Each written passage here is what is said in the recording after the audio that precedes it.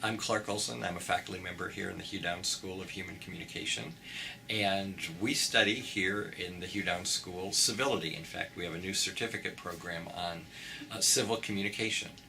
And what we're very interested in doing is modeling civility and teaching people how to be civil, because most people in their everyday lives are not terribly civil. And we see this from random shootings that happen. We've seen it just the last couple of days when we've had two instances of members of the police force who are killing African Americans, and there's a great deal of unrest. We see it with our political campaigns, that people are not very civil. In fact, we discover that people really can't sit down and have a conversation with people they vehemently disagree with. They'll just kind of suck it in or hold it in or say, oh, it's not worth it. And we believe that it is worth it, that it's worth sitting down, having a conversation, we call them civil dialogues, about areas where there might be some disagreement on a provocative topic. And that's what promotes democracy, that's what promotes good ethical behavior, and certainly if we as ordinary citizens can't do it, we certainly can't expect it from our legislators as well. Oh, I think that's so important, and I think we do that by listening to each other's stories. And I can imagine what your life is like, but until you actually tell me, and until I open my heart to that particular story and genuinely listen to you, not only with empathy, because empathy means I kind of have to feel the same thing you do, and I don't think that's always possible. If you were raised so differently than I was, it's impossible for me to have much empathy for you. But I can still civilly listen to you and still figure out where you're coming from, understand your stories, and make sure that I'm able to interpret why we have certain differences, or why we see the world the same way. Oh, that's a great question. How do we live ethically? I think we have to be very mindful of our actions. We need to be mindful of our speech.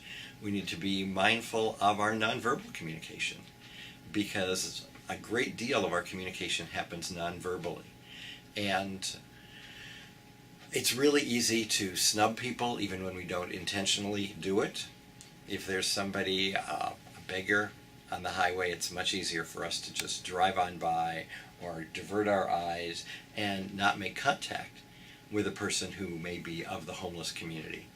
And many times what they really want is that they want to be recognized. They want to be validated.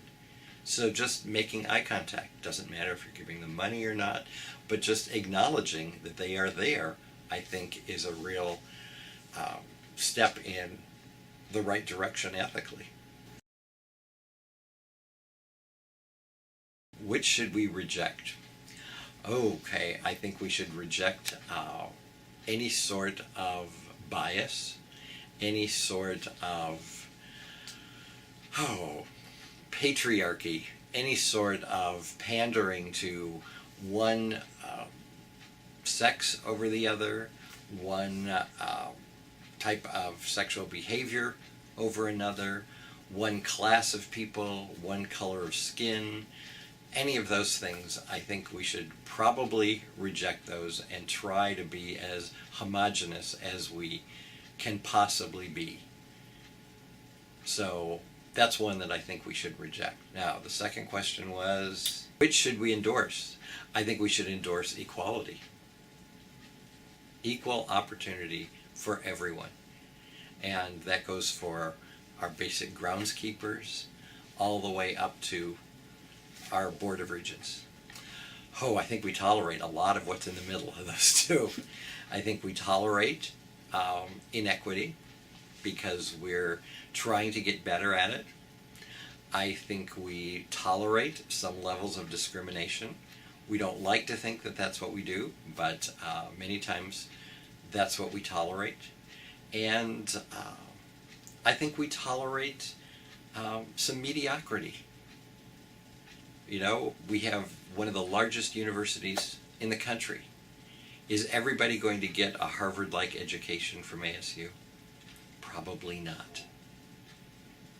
Is everybody going to get the same kind of education from ASU? Probably not. There's going to be some inequity. Some degree programs are better than others. Some places we invest more money. Some places, some departments are poor or who have been subsumed by other departments. That doesn't mean what they do isn't amazingly valuable, but we tolerate that.